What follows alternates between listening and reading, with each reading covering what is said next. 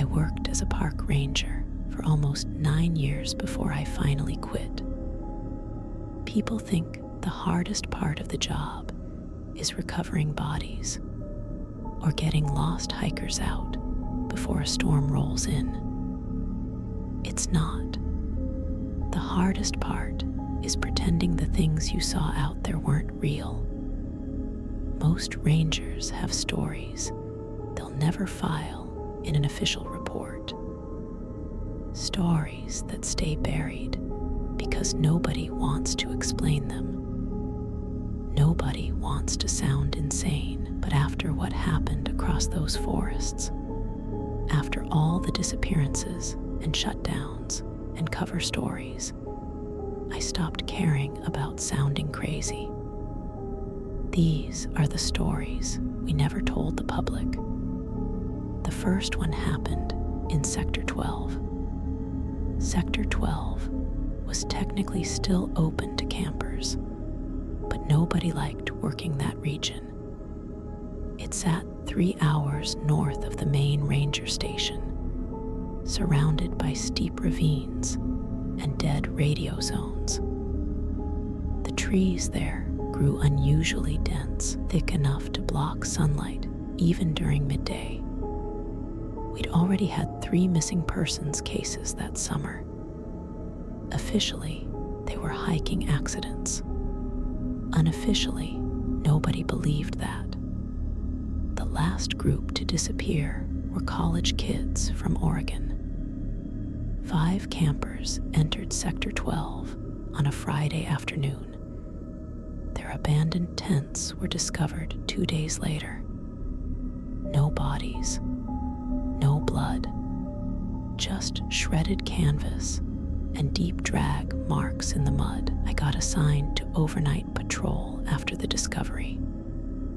My supervisor handed me the keys and said, "If you hear anything in the woods, don't investigate alone." That was the first time I'd ever heard fear in his voice. I arrived at the ranger outpost around sunset. The entire area felt wrong immediately. No insects, no birds, just wind moving through the trees. Nature gets quiet sometimes, but not like that. This felt deliberate. Around midnight, I heard movement outside the cabin. Slow footsteps. Crunch, crunch, crunch. I grabbed my flashlight and looked through the window. Nothing. Then the footsteps stopped directly beside the wall. I remember holding my breath so hard my chest hurt. Something scraped against the wood, long, slow, like claws. I radioed dispatch, but static swallowed every word. Then I heard breathing outside the window. Not animal breathing, human breathing. Heavy, wet, patient. My flashlight beam shook across the glass. That's when I saw the face. At first, I thought it was a man standing outside. Then it smiled. Its mouth stretched far too wide. Its skin looked pale gray beneath the moonlight, tight across its skull like it had been stretched over bone. The eyes reflected white like an animal caught in headlights. It stayed perfectly still while staring at me. Then it spoke. "Help us." Multiple voices came out at once. Male, female, young, old, layered together. I stumbled backwards so fast I knocked over the radio. The thing outside tilted its head slowly. Then it slammed against the wall. The entire cabin shook. Another impact hit the door. Then another. Wood cracked near the hinges. I grabbed my rifle and backed into the supply room while the thing circled the cabin outside. I could hear it running around the walls impossibly fast. 1 second left side. Next second roof. Then, behind me, it sounded huge, way too heavy to move that quickly.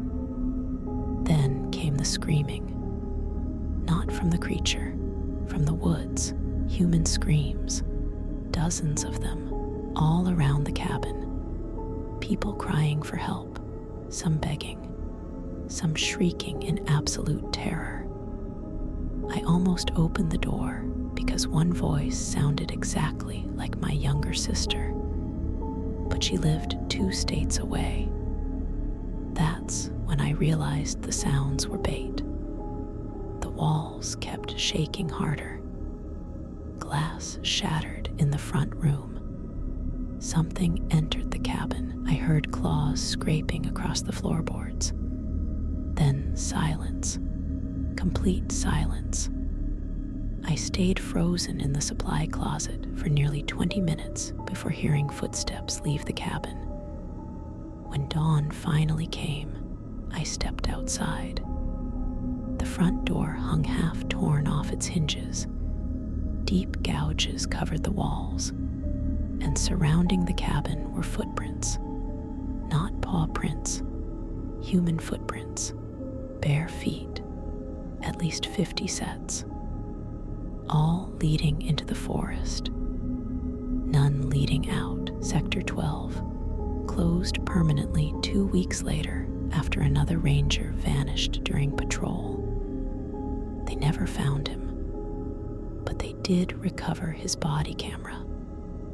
The footage only showed darkness and trees for about 20 minutes. Then a voice whispered directly beside the microphone, "We're still hungry." After that case, I transferred south. I thought distance would help. I was wrong, because 6 months later, I got assigned to Black Cedar Trail. That was the trail we closed after the screaming started. Black Cedar used to be one of the most popular hiking routes in the state. Families came through constantly during summer. Then the emergency calls began. The first 911 call came from a father camping with his 2 sons. He claimed screaming surrounded their campsite all night. Search teams found their camp the next morning, empty. Their truck still sat in the parking lot. Wallets, phones, food, everything untouched. No sign of the family. 3 days later, another hiker reported hearing screams deep along the trail around 2 in the morning. Then another report. Then another. Eventually, nobody wanted to patrol there after sunset. Unfortunately, I drew the short straw. Me and another ranger named Collins headed up the trail around dusk to investigate the newest reports. Collins acted tough, but I could tell he was scared. He kept checking over his shoulder every few minutes. About 2 miles in, we found the first sign something was wrong. A deer carcass hanging from a tree, not torn apart by predators, strung up like someone had displayed it. Its chest had been split open carefully. Collins whispered, "Jesus Christ."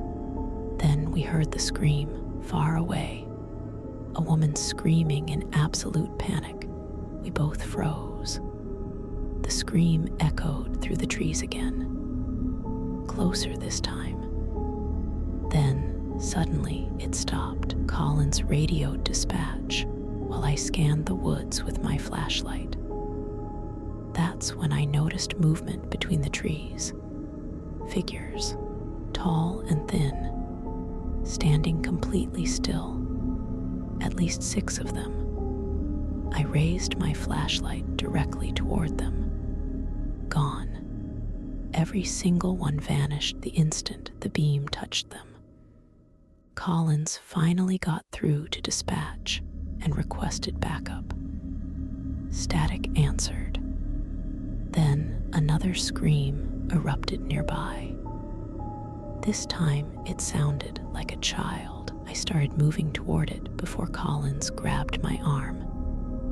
"Don't," he whispered. That single word probably saved my life, because the child's scream suddenly changed. It deepened, stretched unnaturally, turning into this horrible, distorted howl that echoed through the forest. Branches cracked around us. Something moved fast through the darkness, circling us. We backed toward the trail while aiming our lights into the woods.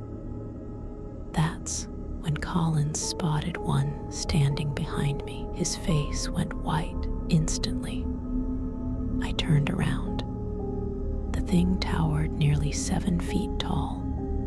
Its limbs looked too long, bent incorrectly. Its face was hidden behind strands of wet black hair, but I could still see its smile underneath.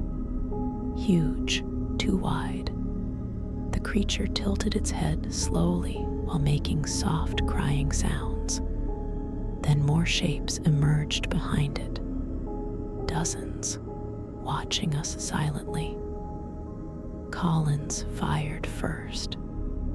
The gunshot exploded through the forest. Every creature immediately sprinted toward us. I've never seen anything move that fast. They dropped to all fours while running, bones cracking, mouths opening impossibly wide. We ran. Branches whipped across my face while screams erupted from every direction around us. Not human screams anymore. Animal sounds. Starving sounds. One of them nearly grabbed Collins before he slammed into a tree and fell. I turned back to help him. Worst mistake of my life. 3 of the creatures stood 10 feet away watching us. Not attacking, watching, like they enjoyed seeing us panic. Then one mimicked Collins' voice perfectly. "Help me." The thing smiled wider. Collins screamed and fired again. We kept running until we finally reached the parking lot. The creatures stopped at the tree line, just standing there in silence, watching us leave. Black Cedar Trail closed the next morning. Official reason was unsafe wildlife activity. Truth was simpler. Something in those woods learned how to imitate us, and it was getting better at it. A year later, I transferred again, this time to a mountain fire lookout station far from any major trails. I thought isolation might finally give me peace. Instead, it gave me the fire tower. The tower sat alone above miles of forest. The nearest road was almost 40 minutes away. My shift rotation lasted 7 days at a time. No visitors, no hikers, just radio check-ins and endless silence. The first 3 nights were normal. On the 4th night, I noticed movement near the base of the tower around midnight. At first, I assumed it was a bear. Then the figure stepped into the moonlight.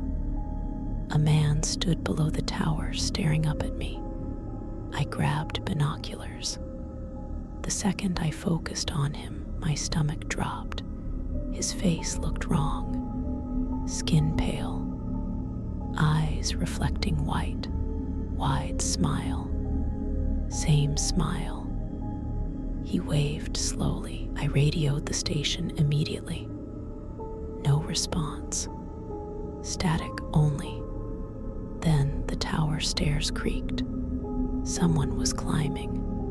The metal steps groaned one by one beneath heavy weight. Clang, clang, clang. I locked the trapdoor and backed away from it while the climbing continued steadily upward.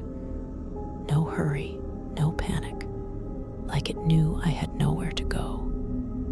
The steps stopped directly beneath me. Then silence. A few seconds later came knocking.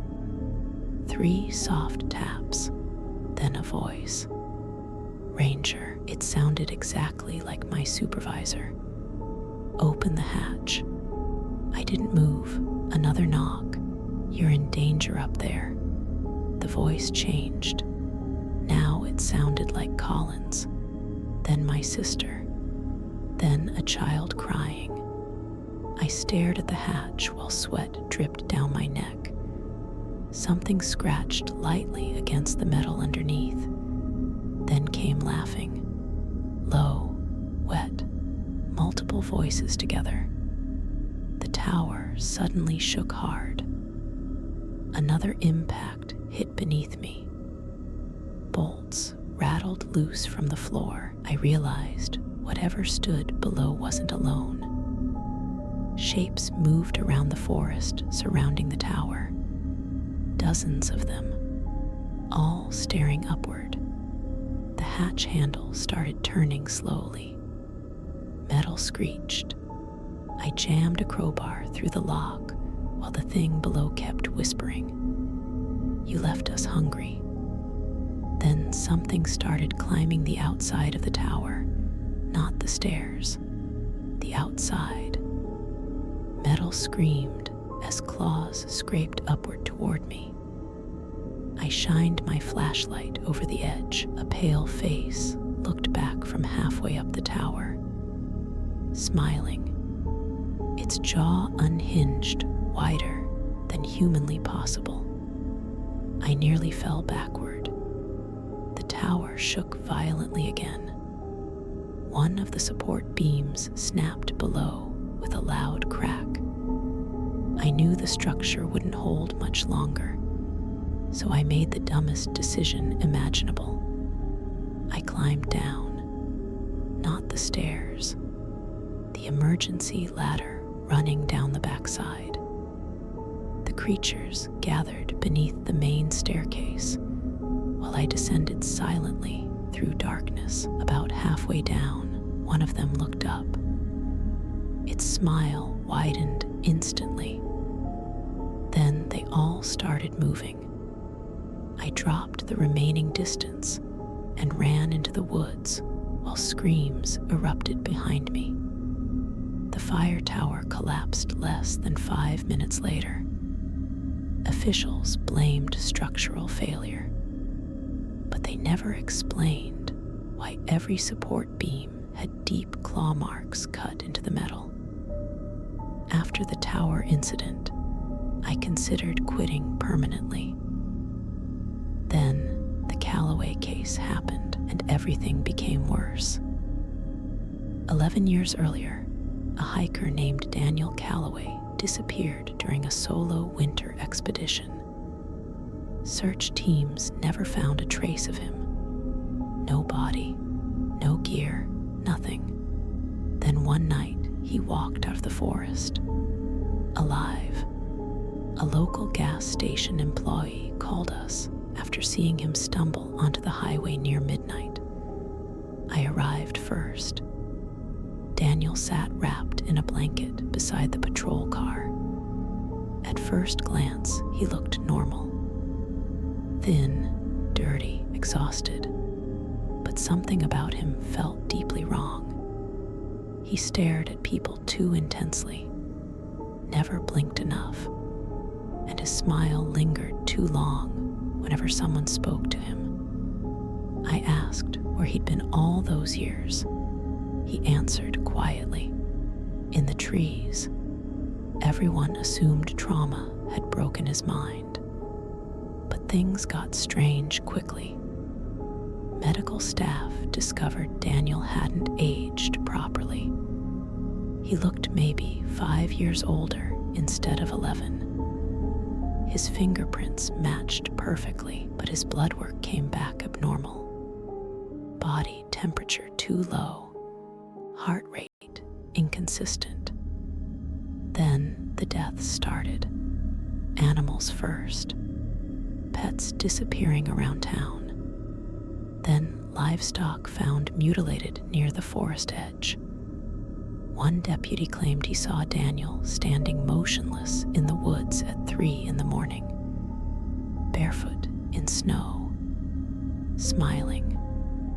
A week later, Daniel vanished from the hospital. Security footage showed him leaving calmly through the emergency exit around 2 a.m., but the weirdest part came afterward.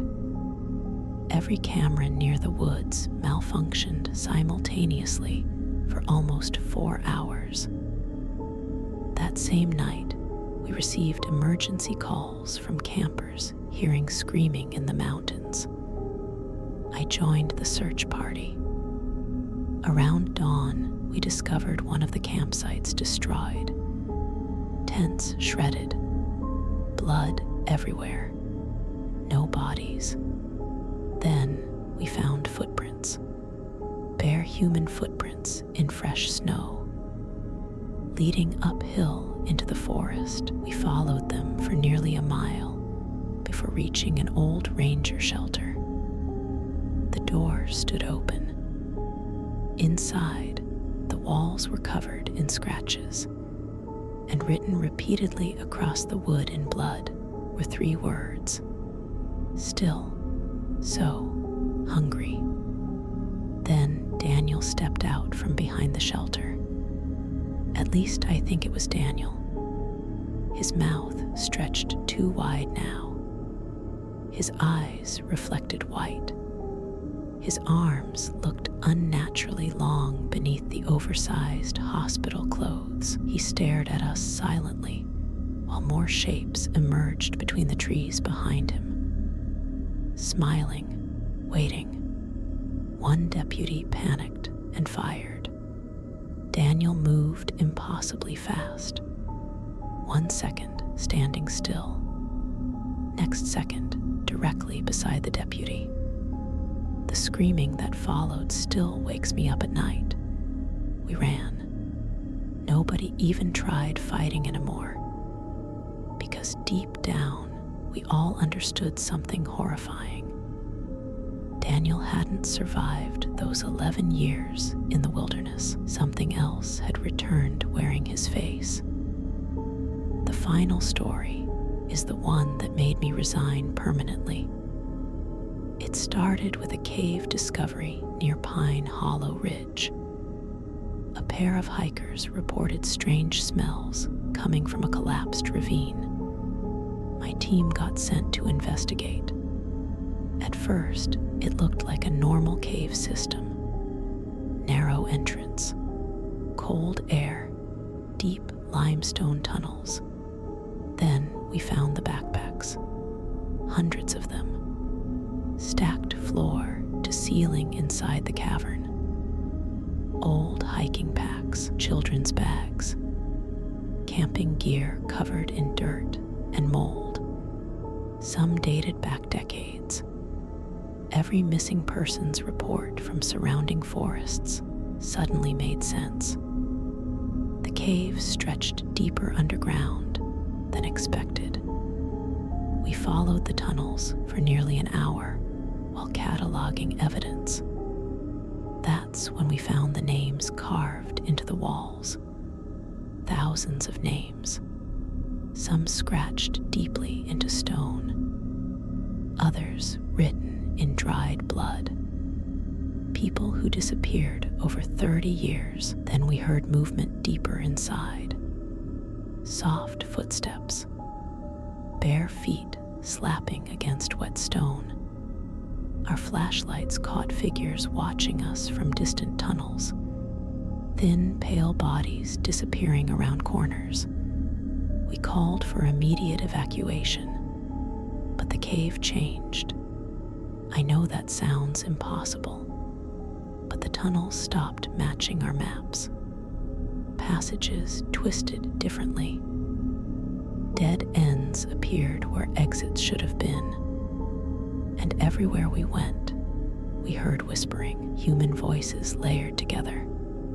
Hungry voices. One ranger named Mercer disappeared first. We heard him scream somewhere ahead.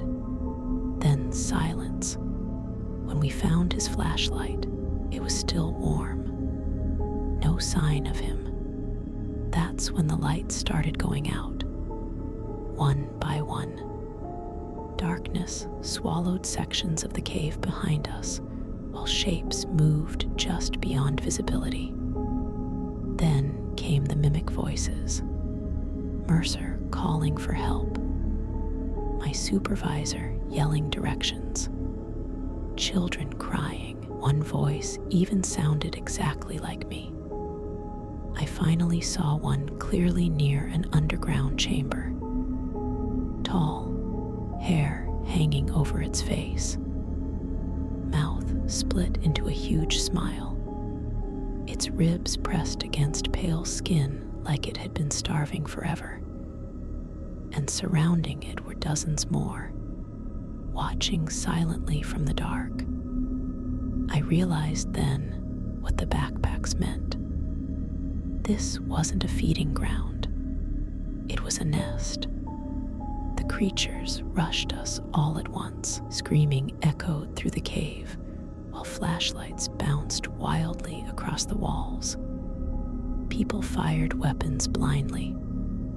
Somebody fell beside me. I heard bones cracking, human bones.